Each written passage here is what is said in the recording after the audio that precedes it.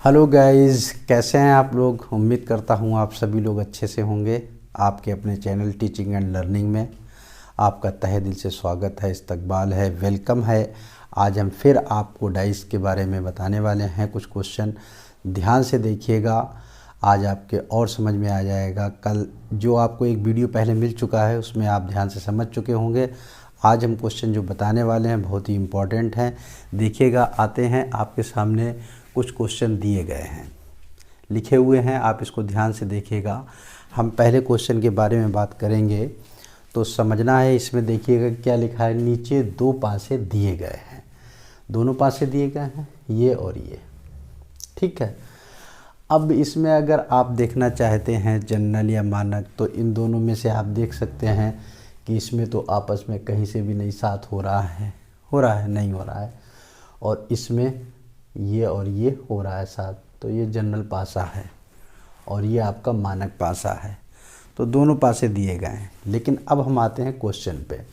एक बिंदु के विपरीत सतह पर कितने बिंदु होंगे, ये पूछा है। तो एक बिंदु यानी कि ये एक दिया गया है, ये पूछ रहा है कि इसके विपरीत कौन सा बिंदु आएगा। जब इस तरह की कंडीशन आपके सामने आए तो आप ये देखिएगा दोनों पासों में कि कोई समान मिल रहा है क्या। इन दोनों में कोई बिंदु समान मिल रहे हैं। तो इन दोनों में जब हम निगाह डालते हैं तो ये हमें पता चलता है कि इसमें भी 5 बिंदु हैं, इसमें भी 5 बिंदु हैं। जहाँ पर 5 बिंदु दिए गए हैं जगह वही है, इसकी भी यही जगह है और इसकी भी सेम जगह है, मतलब सेम जगह पर मौजूद हैं। ऐसा नहीं है कि पता लगा 5 बिंदु यहाँ पर हैं, इसमें जो है वो यहाँ पर हो, ऐसा नहीं है, एक ही जगह पर हैं। जब इस तरीके से आपको कंडीशन मिल जाए तो आप समझ लेना जो शेष बचे हुए हैं वही उसके विपरीत होंगे। क्लियर, एक बात आप यहाँ से समझ चुके होंगे। तो देखिएगा, इन्होंने पूछा है कि एक बिंदु के विपरीत, तो हमने आपको बताया है ये और ये जब समान मिलते हैं तो एक के नीचे हम क्या लिख सकते हैं, एक बिंदु के नीचे कितने बिंदु आएंगे, एक बिंदु के नीचे आपके 2 बिंदु आएंगे। तो आपका जो आंसर होगा तो वो क्या होगा, 2 बिंदु वाला, राइट। दूसरा देखिएगा, इसमें लिखा है कि 4 बिंदु के विपरीत सतह पर कितने बिंदु होंगे। तो 4 जहाँ पर है उसका विपरीत देख लीजिएगा 3। तो 4 बिंदु के विपरीत कितना हो जाएगा, 3 बिंदु। यही आपका आंसर होगा, 3 बिंदु। अब आप ये देखिए क्या कह रहा है कि 5 बिंदु के विपरीत सतह पर कितने बिंदु होंगे। अब तो 5 के नीचे 5 ही है, यहाँ पर आपको दिक्कत आ जाएगी। इस दिक्कत को कैसे दूर किया जाएगा, थोड़ा ध्यान से देखिएगा। ये यहाँ पर 5 है तो हमने 5 लिख लिया। जब हम इसको क्लॉकवाइज जब हम घूमेंगे तो इस तरीके से हमें चलना है। तो 5 के आगे पहले क्या आया, 4 आया, 4 के बाद क्या आया, 1। ठीक इसी तरीके से इसको भी आपको बढ़ाना है। तो 5 के नीचे 5 हो गया, 4 के नीचे 3 हो गया और ये 2 हो गया। तो इससे भी हमें ये पता चल जाता है कि 1 के नीचे देखिएगा क्या आया, आया 2। 4 के नीचे आप देख सकते हैं क्या आया है, आया है 3। लेकिन 5 के नीचे 5 नहीं माना जाएगा। अब आपको ये देखना है कि 1 2 3 4 और 5 मिल गया, कौन सा अंक रह गया, 6 तो अंक होते हैं ना। तो जो अंक रह गया है वही आपका किसके नीचे आएगा, 6। यानी कि 5 के नीचे जो अंक आएगा वो कौन सा आएगा, 6, यानी कि 6 बिंदु आएंगे। क्लियर। आप अगर इस चीज़ को सीख जाएंगे तो आपको अलग ये करने की ज़रूरत नहीं पड़ेगी। फिर एक बार हम बता देते हैं कि देखिएगा, जब भी आप क्लॉकवाइज घुमाएंगे तो इधर भी क्लॉकवाइज करेंगे। तो आप देख रहे हैं 5 के आगे 4 आया, 4 के आगे 1 आया, तो हमने लिख दिया 5 4 1। क्लियर। अब इसी तरीके से इसको लिखना, 5 पहले लिख दिया तो 5 के नीचे 5 लिख दिया, 3 आया 2 आया। अब आप यहाँ से पता कर सकते हैं कि 1 के नीचे 2, देखिए जैसे कि हमने पहले बताया था। दूसरा देख सकते हैं 4 के नीचे 3, 5 के नीचे 5 नहीं होगा, इससे हम सारे अंक देख लेते हैं और इसमें से जो अंक बचता है वही 5 के नीचे अंक कहा जाता है। क्लियर। आगे बढ़ते हैं। आगे देखिएगा, इसको मिटा देते हैं। देखिएगा आपके सामने ये दूसरा क्वेश्चन लिखा हुआ है, इसमें 3 दिए गए हैं।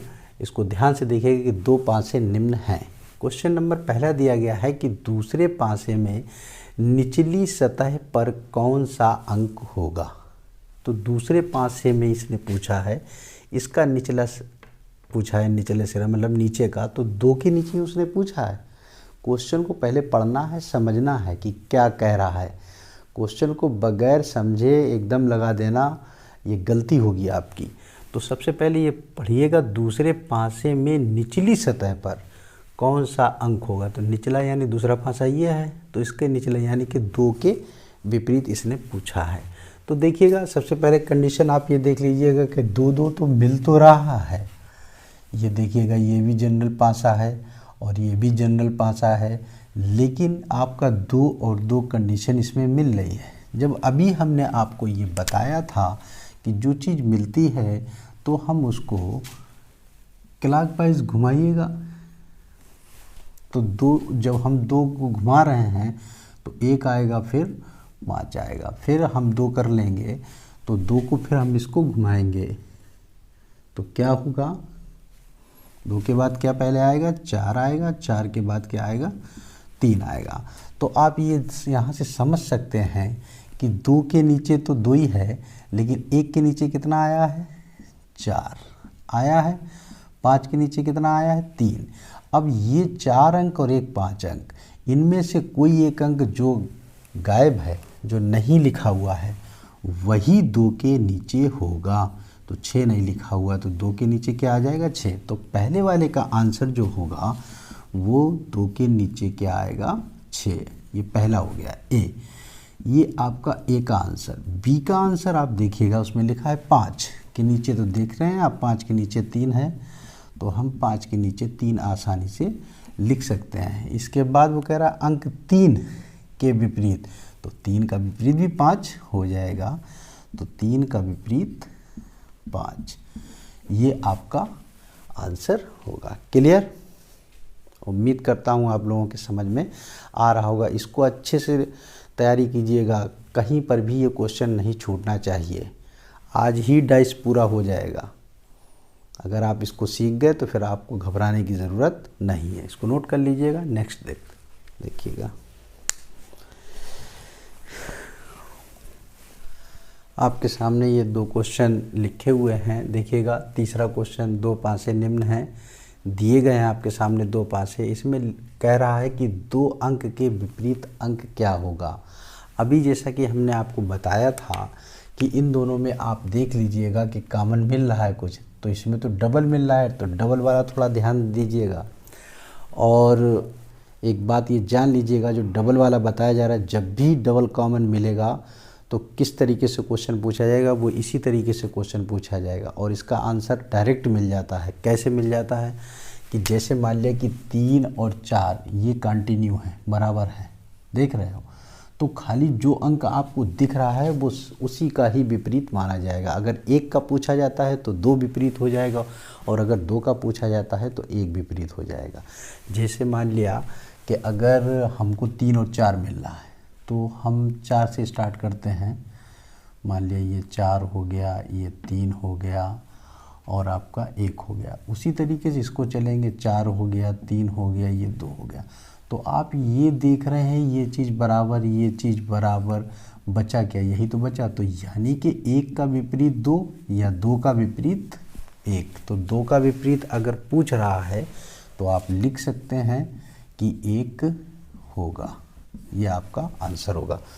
इसमें एक चीज़ और समझ लीजिएगा, और चीज़ एक हम बता देते हैं कि जैसे हम मान लें थोड़ी देर के लिए कि कोई अंक बदल दिया जाए। जैसे मान लिया कि यहाँ पर हमने लिख दिया है 5 और यहाँ पर 2 और यहाँ पर हमने मान लिया 2 लिख दिया है, ठीक।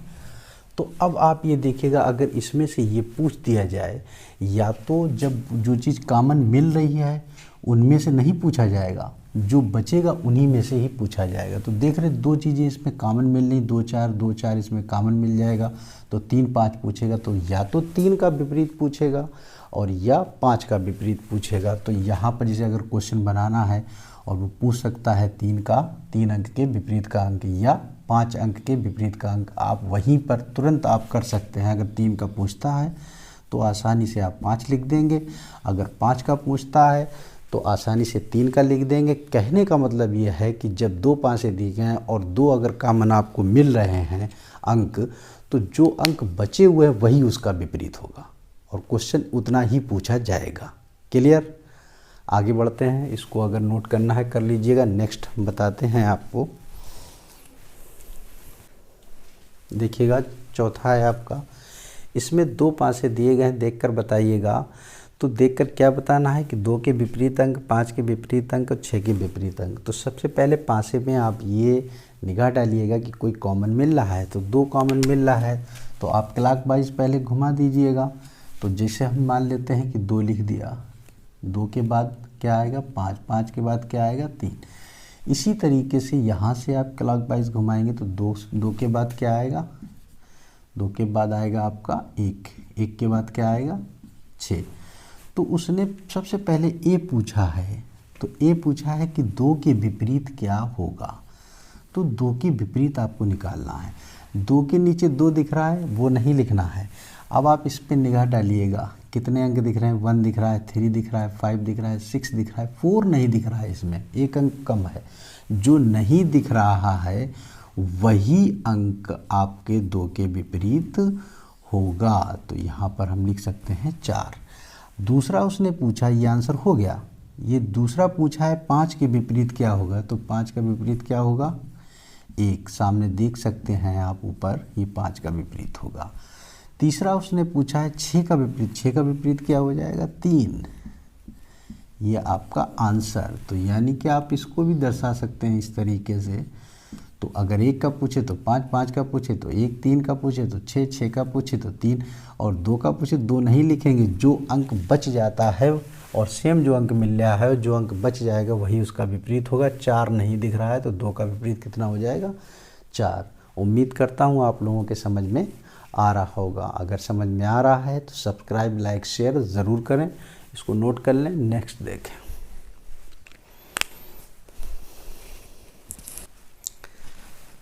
आपके सामने ये 2 क्वेश्चन और लिखे हुए हैं, 5वां और 6ठा। इसको ध्यान से देखिएगा। अभी तक आपने 1 पासा पहले लिया, फिर 2 पासे लिए, अब 3 पासे लेंगे। इसमें लिखा है कि 3 पासे दिए गए हैं, ये 3 पासे बने हुए हैं आपके सामने। समान पासे की विपरीत तीनों सतहों पर अंक होगा। इसका क्वेश्चन पहले समझिएगा। समान पासे की विपरीत तीनों सतहों पर अंक होगा। तो तीनों में आप देख रहे हैं समान कोई अंक मिल रहा है, तो तीनों में देख रहे हैं आप 4, 4, 4 मिल रहा है। तो उसने 4 का विपरीत पूछा है। क्लियर? जब 4 का विपरीत पूछा है इन तीनों में, तो आप ध्यान से देखिएगा कि ये कैसे लगेगा। 5वां क्वेश्चन देखिएगा, इसका हल देखिएगा। इसके 2 से 3 तरीके हैं समझने के। कैसे हैं? एक तो डायरेक्ट तरीका है, देख लीजिएगा। वो कैसे है कि देखिएगा यहाँ पर 2, 3, 4 के नीचे 2 और 3 नहीं हो सकता। 1, 2, 2 की पहली बात हो चुकी, 1 नहीं हो सकता। 3, 3 की पहली बात हो चुकी है, 6 नहीं हो सकता। तो कहने का मतलब ये है कि आपका 4 के सामने जो है वो ना तो 1 हो सकता है, ना 2 हो सकता है, ना 3 हो सकता है, ना 6 हो सकता है। ये चारों नहीं हो सकते हैं। ठीक। अब 4 के विपरीत पूछा गया है। चूँकि जब 4 के विपरीत पूछा गया है तो आप अंदाज़ा लगाइएगा, ये 4 अंक तो निकल गए, 5वां ये हो गया, तो बचा कौन सा अंक है? जो बचा है वही उसका विपरीत अंक होगा। तो 4 का विपरीत क्या आएगा 5। यही आपका आंसर होगा।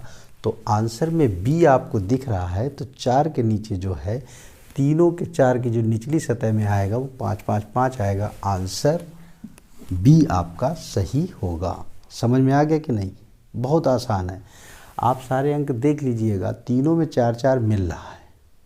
जब तीनों में आपको 4, 4 मिल रहा है तो आप समझ सकते हैं नीचे वाले अंक आपने देख लिए, तो ये 3 चारों अंक है। तीन नीचे देखिए, ये दो, ये दो, ये दिख रहे हैं ना, 2 3, 1 2 3 6। तो इनमें से 1 2 3 4, 1 2 3 और 6, तो 4 अंक तो ये बेकार हो गए क्योंकि ये नीचे हो नहीं सकते हैं। 4 के नीचे बताना, ये 5वां अंक हो गया। जो बचा है वही उसका विपरीत होगा। क्लियर, समझ में आ गया सभी के। नेक्स्ट देखिएगा, छठा आप देखिएगा, तो छठे में आप ज़रा ध्यान से देखिएगा, ये 3 की विपरीत सतह का अंक होगा। तो छठे क्वेश्चन में आपका देख रहे हैं 3 की विपरीत पूछा है। तो 3 की विपरीत जब पूछा जाए तो तीनों हमें 5 से देखना है, लेकिन 2 से ही हमारा हल निकलेगा। इसमें कैसे निकलेगा कि जैसे मान लिया 1 और 3, 1 और 3, यानी कि जगह चेंज है। 1 3 जो है वो अपनी जगह, 1 तो है अपनी जगह पे लेकिन 3 अपनी जगह पर नहीं है। तो आप ये देख रहे हैं 1 3 यहाँ है, 1 3 यहाँ है, इससे नहीं निकल पाएगा। आगे बढ़ते हैं, इसमें देख लेते हैं। तो देखिएगा यहाँ पर 3 है, यहाँ पर 3 है, बाकी इसमें जो है सिर्फ एक ही कॉमन मिल रहा है। जहाँ पर ऐसी कंडीशन आपको मिल जाए कि अगर 3 पासे दिए गए हैं तो 3 पासों में उसमें 2 पासे आप ऐसे छांट लीजिएगा जिसमें सिर्फ कोई ना कोई एक अंक कॉमन मिले। तो आप ये देख सकते हैं कि इसमें और इसमें एक अंक कॉमन ले। अगर हम ये और ये ले लेते हैं तो 2 3 इसमें भी है, 2 3 इसमें है, दिक्कत हो जाएगी। तो हमारा दूसरा और तीसरा पासा हमें देखना है। तो क्या कॉमन मिल रहा है? 3। तो जो कॉमन मिल रहा है उसको हम 3 लिख दिया। अब 3 को जो हम क्लॉकवाइज घुमाएंगे तो आपका 5 आएगा, 1 आएगा। इसी हिसाब से इसको घुमाना है, इसी तरीके से घुमाना है। तो 3 पहले आएगा और फिर कितना आएगा? 2 आएगा और फिर कितना आएगा? 4। अब यहाँ से आप 3 के बारे में बता सकते हैं। तो देखिएगा, 1 है आपका, 5 के नीचे आपका ये हो जाएगा, इसका पूछा नहीं गया, इसका पूछा नहीं गया। 3 के नीचे 3 नहीं होगा। कौन सी संख्या हमने बताई है? क्योंकि अब ये 4 संख्याएं दी गई हैं, तो कौन सी संख्या बची है? 1 हो गया, 2 हो गया, 3 का पूछा है, 4 हो गया, 5 हो गया, तो 6 ही तो अंक बचा है। तो जो बचा होता है वही उसका विपरीत कहलाता है। तो 3 का विपरीत क्या होगा? 6। यही आपका आंसर होगा, ऑप्शन नंबर डी। क्लियर, इसको नोट कर लीजिएगा और उम्मीद करता हूँ कि आप लोगों के समझ में आ गया होगा। Thank you very much.